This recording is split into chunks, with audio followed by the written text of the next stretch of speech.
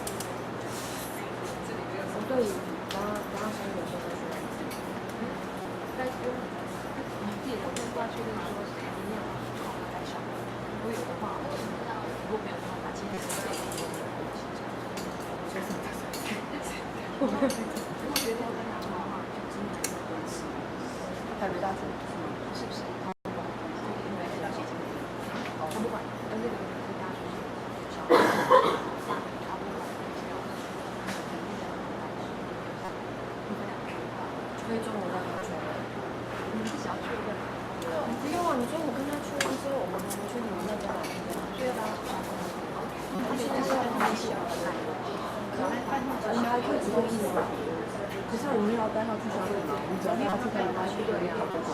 只说这样，因为消费，对呀，消费是重点是对对。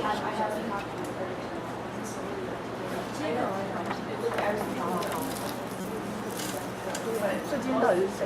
今天是开场式。我的意思说，原本是约定3个，我们今天自己起来不用。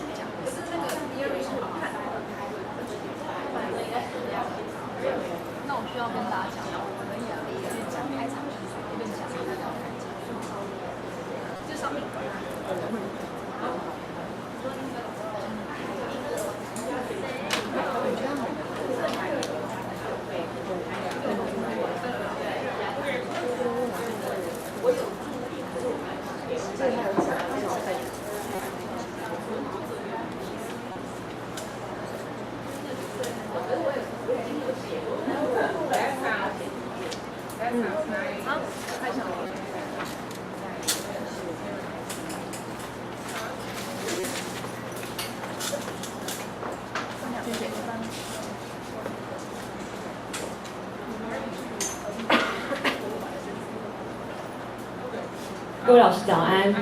在开始之前，我先大概讲解一下今天的流程。因为今天 Claudia 今天因为 Haley 有点生病，所以我们主讲人会是以 Claudia 为主。那今天流程大概是从待会10点到12点整，我们是上多元评量的部分。那12点到1点是用餐，1点以后我们会今天行程我们跟2位外师讨论过后会改到陶博馆。那如果老师有意愿前往的话，请自备交通工具。对，那有没有其他问题？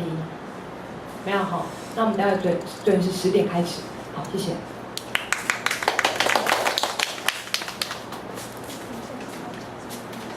Good morning. The handout you received is really a summary of all the things that we'll talk about today and some other strategies that you can use.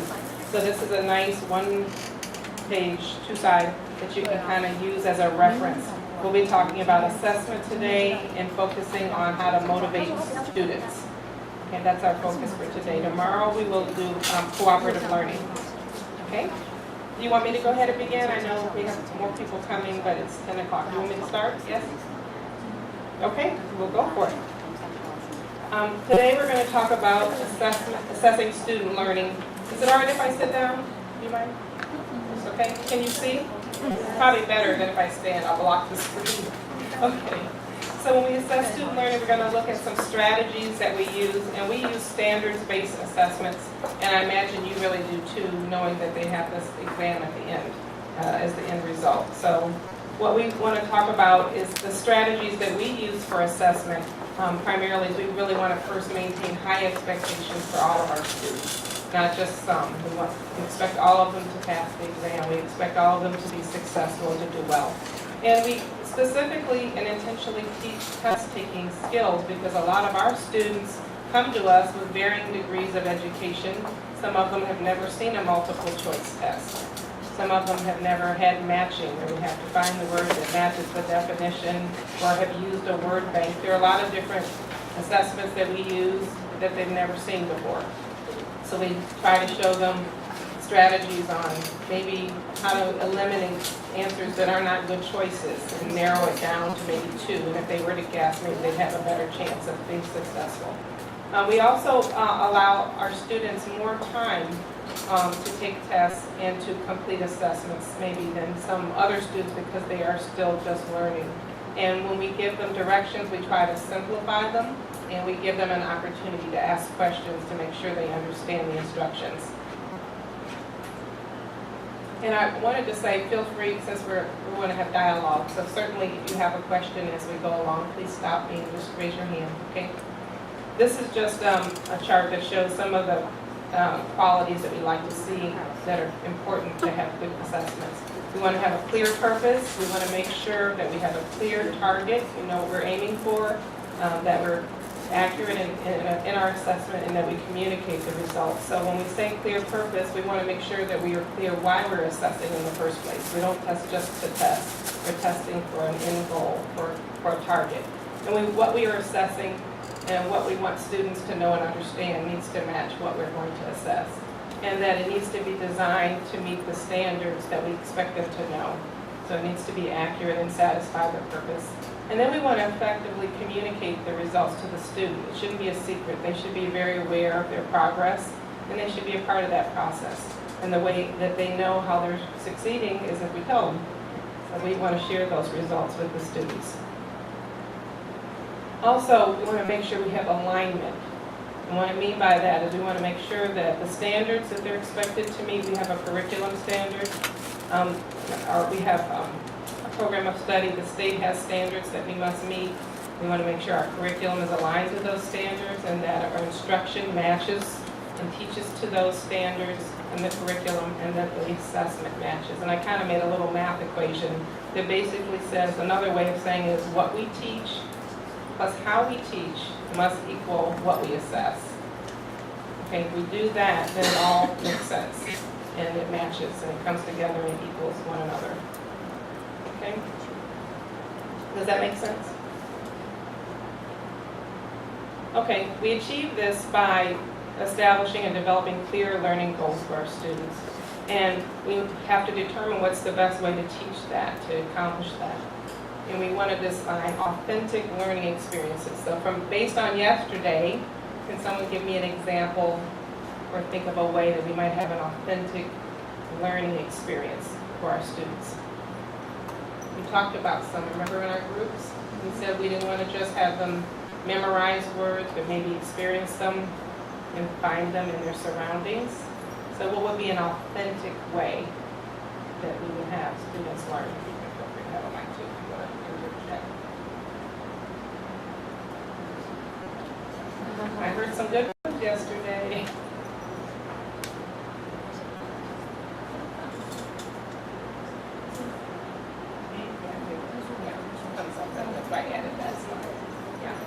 Okay.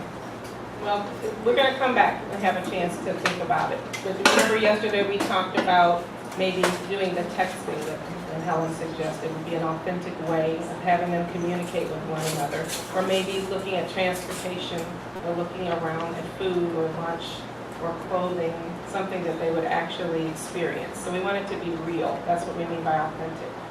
All right, and then we want to make sure that we use multiple formats to assess. Tell me, I do need you to speak now. I need to understand how you assess your students. What forms do you use to assess students? And I remember this came up at the workshop that we did the other day. What is assessment? What does assessment mean to you? Because not everybody uses that word, so maybe that's, I don't know if you are familiar. So let's first explain what is assessment. Anyone have an idea of what they think it is? Certain ways or methods that test that students can understand whether they Hold on. Thank you. I think some kinds of methods or ways that to get to know your students, whether they understand what you teach. Okay. Yeah. To determine what they understand, yes. And how do you do that? And what are some ways that you use, or what are some methods you use to assess students? To understand, to see if they understand what has been taught. Although activities or some Anything. games or paper pencil test. Okay, Or portfolio. so a portfolio, games, a paper pencil test. Do you actually use a portfolio with your students? Yeah. You do. Oh, tell me about that. First we've heard that in all the schools. Seriously. Oh, that's great. We teach some picture books because we are elementary school teachers, so we teach some picture books. So after teaching them the picture books, we will give them some worksheets, to ask them to draw something or write something about the book, or the vocabulary. So the worksheets are in their portfolio. Yeah. Is it any other kinds of things or pretty much worksheets? Anything else might go in their portfolio? You mean something we can put into the portfolio? Yeah, I didn't know what else you might put in there. Is it just worksheets or is there other types of assessments or evidence? Craft art, something like that. And you mentioned games. What kind of games do you play? A lot of games, Good. like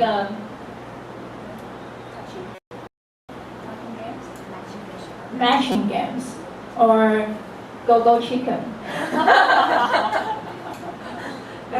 don't know go-go chicken. Do you know that? Tell us how do you play go-go chicken?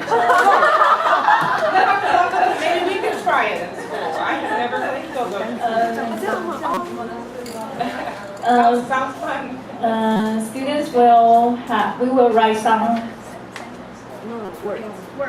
vocabulary on the paper and then put on their back, and students have to look at each other's vocabulary on their back, and they have to guess within a certain time. I like that. Yeah. That's good. I think a similar idea I know of, a website called Vocabulary Fruit Machine. It's a fruit machine, and you say you have 10 words that the students are studying. One student will come in front. You enter the words on the website. The 10 words are go into the fruit machine. It's a fruit, F-R-U-I-T, fruit. and then one student will come in front and stand, and in back of the screen, a word will randomly show up in back. I can't see the word, but you all have to describe it to me without saying the word. Yeah, that sounds like Go-Go Chicken a little bit, right? Okay, that's great. Okay, good. That's a great game. And I imagine that the students like that. Do they enjoy it? Is it fun? Sounds fun. So that's maybe a way of an informal assessment, just to see before the test or before written assessment. Exactly. So that would be one form of an assessment. That's not necessarily a grade, but it gives you an idea of who knows the words, or if nobody knows the words, or if everybody understands them before you have a paper pencil test. Okay, that's great. Any other ones? Do you all play any other games? Do you all play the same games? Or But what are the things that actually, how do you actually develop the grade for the student in the class? Is it just the paper pencil test, or what else are you using to give them a grade? Homework, so worksheets. Role play?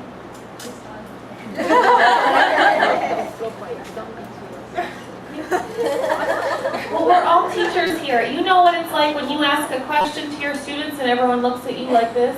And you want people to participate, so let's participate. So tell me about role playing. Role play, okay. You know, We got story for each lesson, so sometimes maybe we have the characters, so we'll have students to have a group of 3, and they have different roles and to practice the dialogue. Very good. Yeah. Okay.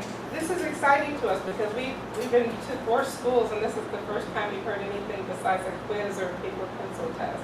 So that's because good. we are elementary school teachers. You're elementary? Yeah. Not only this group, because we are Oh, right, primary.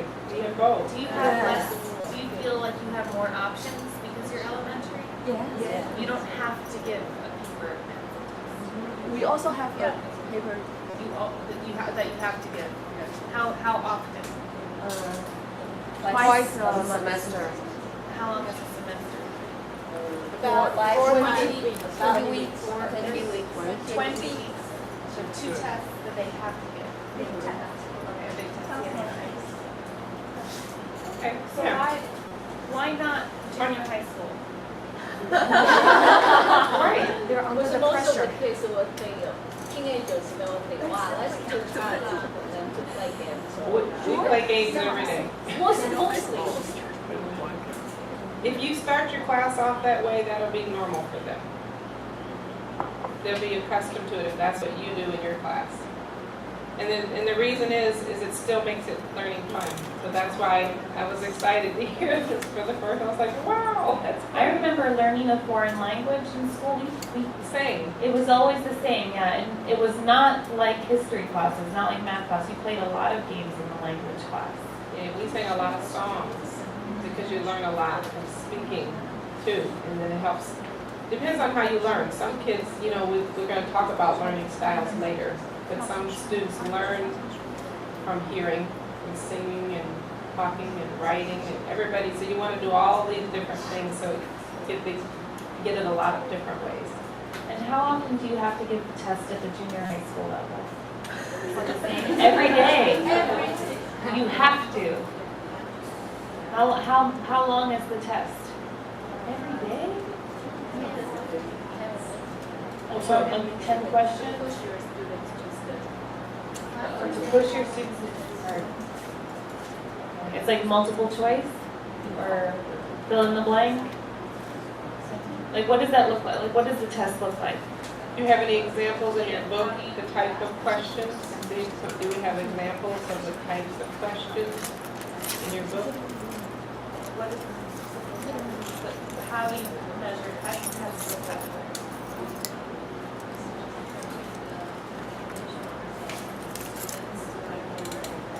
Oh, okay, so dictation, okay.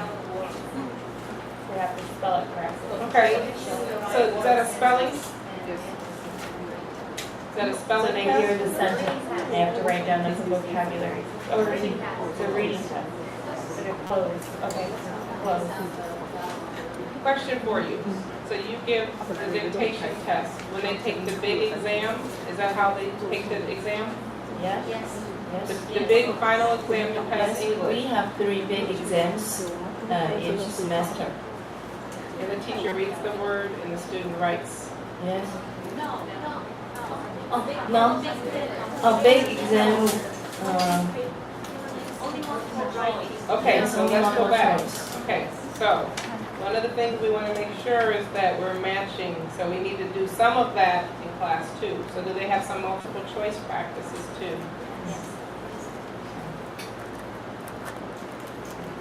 So why do you do the dictation if it's not the final exam?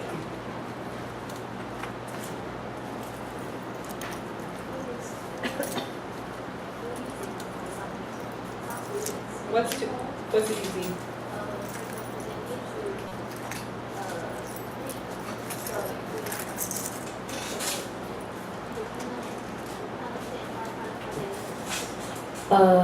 We have to through the multiple assessments instead of dictation. Dictation only you are used to test their vocabulary, the sentences, but through reading, through the whole exam, you can test their different abilities. Dictation is so easy, I think. Probably for some. See, I'm not an auditory learner. I have to see something in writing. So if I hear it, I probably won't get it right the first time. For me, Not for me.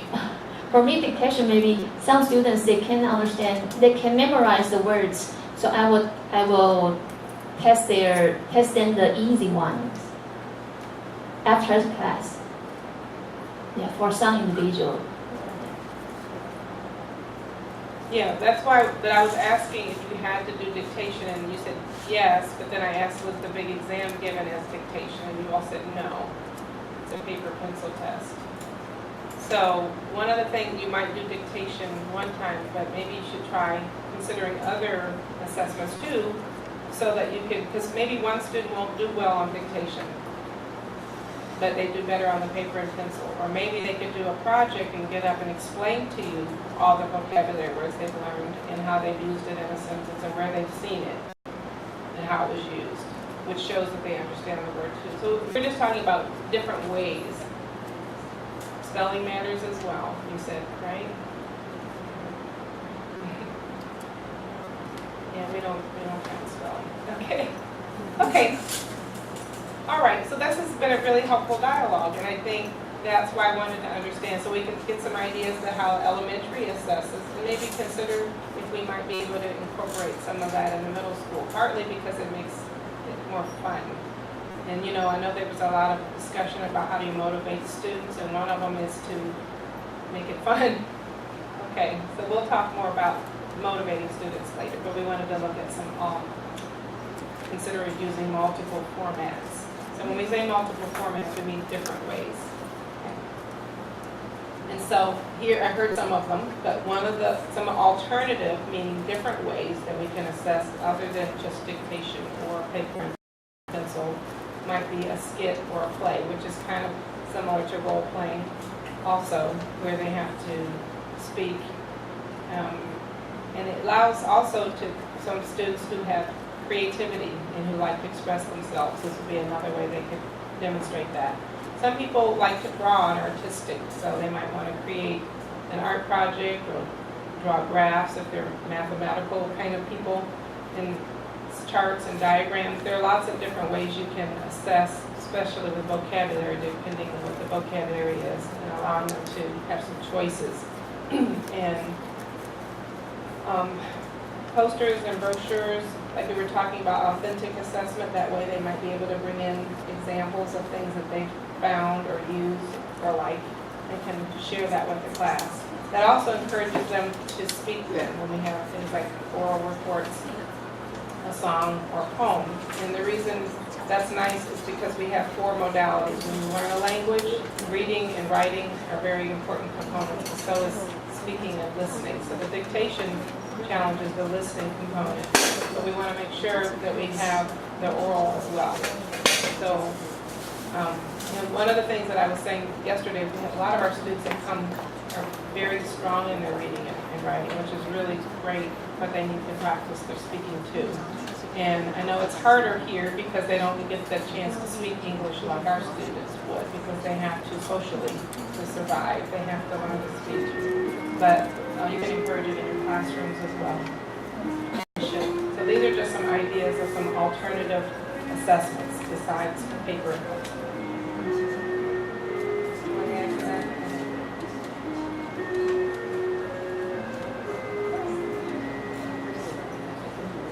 Okay, we can come back if she has an idea. All right, so it's important, we talked about this again, but just to reiterate, to say again what to assess, we wanted to make sure it aligns with standards, and I'll show you an example in just a moment. Make sure that they're meaningful activities that are going to help them learn, but also tied to what they are expected to know. And then make sure that we select resources, books, and all that meet those requirements, and then make sure that we're measuring against those standards. So here's an example of one. I'll read it to you because I know the print's a little bit small. One of our essential benchmarks this is for our language arts class for 8th grade, would be to describe inferred main ideas or themes using evidence from text. That's pretty challenging. The student will describe inferred main ideas or themes using evidence from the text as support. And this ties to our program of study. That's what that means, which is for the 8th grade, and that's one of the standards. And it's they have to show language function and that type of thing. So here's an example. So, describe, inferred the main idea or theme using evidence. So that's what they're being challenged to do. So in class, we practice together and we show models. We talked about giving them examples and support because we don't expect them to just know how to write a good sentence. And also the question came up about grammar. So this is kind of how we teach grammar, not as directly, but more, I guess, more subtle. So this is a sentence frame, which we often provide students examples to give them some support because they may not know how to begin writing. And these would be sentences that they might use to draw conclusions, which is the last standard, or to make inferences or to synthesize, break down the information. So they might say, as a result of what I read in the story, or from the story I can infer, or I can infer because, or I concluded that Johnny did this because Helen did this to him, or based on, so they get all these examples, and I'm going to show you an actual student piece next that uses some of these sentence frames. Okay, so these are examples, and you certainly can create them if they aren't already in your textbook to give them a little support and give them ideas. Maybe not for the final test, but you could use this as a type of assessment. You could even give this to them and see if they can produce their own ideas from the story. That's not too much. I think it's good support. I've even given them this with a quiz. They still had to read the story and figure out what the conclusion was. They still had to figure out what the theme was. They had to make inferences, but this gave them some ideas on how to write some good sentences. Would you provide that to them? With science, I would make it a little bit more specific, so maybe I would give them a whole structure for the whole paragraph. And again, my students are a little bit of a lower level, so 1 and 2, so they might need to know how to not only start the whole paragraph, but maybe how to write the whole paragraph. So I will give them that support for the whole summary. Okay, now they have the middle, the higher level, so they should be able to write a sentence or a paragraph or even an essay, but they may not know the right order or how to write a good sentence. So this is some sentence frames that we might provide. And I'm going to read this because it's very small. This was an exercise from an inferred theme. This is an excerpt from Any Small Goodness, which is a book by Tony Johnston. It reads, "My name is Arturo, Turo for short, for my father and my grandfather and his father, back and back. Arturos like stacks of strong adobe bricks forever," my grandmother says. Really, my name was Arturo. Here's why. 3 years ago, our family came up from Mexico to LA. From stories they'd heard, my parents were worried for our safety in that hard as a fist Los Angeles, but Papi needed better work. Anyway, first day of school, Miss Pringle, all chipper and bearing a rubbery dolphin smile, says, "Class, this is Arthur Rodriguez," probably to make things easier on herself. Like a used up word on the chalkboard, Arturo's erased on. Okay, so what is the theme? The student, and I made it bigger so we could read. The student wrote, "I believe the theme is valuing cultural identity." And then it goes on, and the question's covered up, and it says, what evidence do you have that that's the theme from the text? And the student said, based on this statement, quote, like a used up word on the chalkboard, Arturo's erased.